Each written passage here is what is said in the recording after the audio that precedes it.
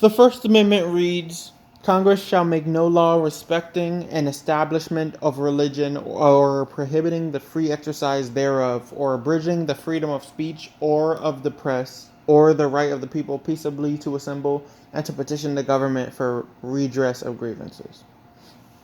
So basically, the First Amendment gives you freedom of speech, which is being able to say your opinions without getting prosecuted by the government. Now, of course, it's not, you can't just say anything you want, but basically. Freedom of the press, which is the right to publish your opinions on things. Now, you aren't allowed to defame somebody or like steal other people's work, but you can still do other stuff. You have the right to assembly, the right to peaceful assembly, as long as it's peaceful. You have the right to petition the government, and that's it.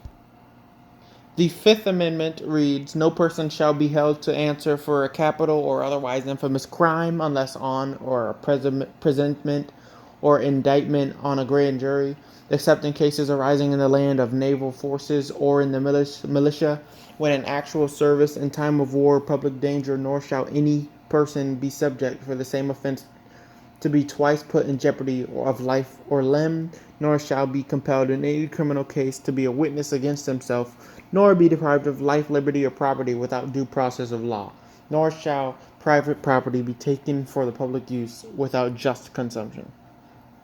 So, the Fifth Amendment gives you the right to a jury to choose whether or not you were innocent or guilty, double jeopardy, which means you can't be tried for the same crime more than once, being able to plead the fifth, not being able to force someone to testify against themselves.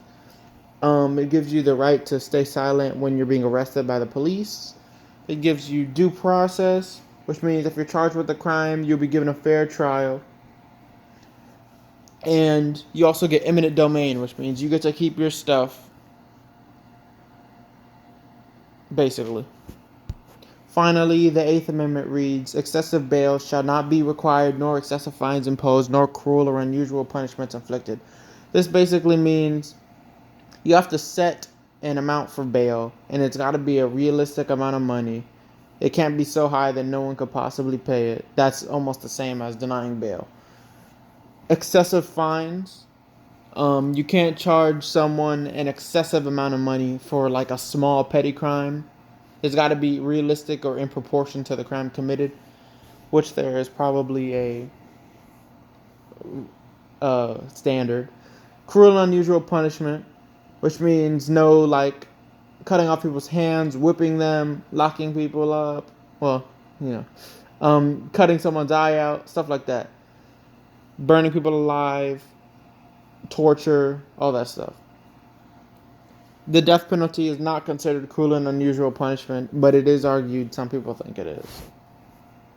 And that's all I have to say about the three amendments I chose.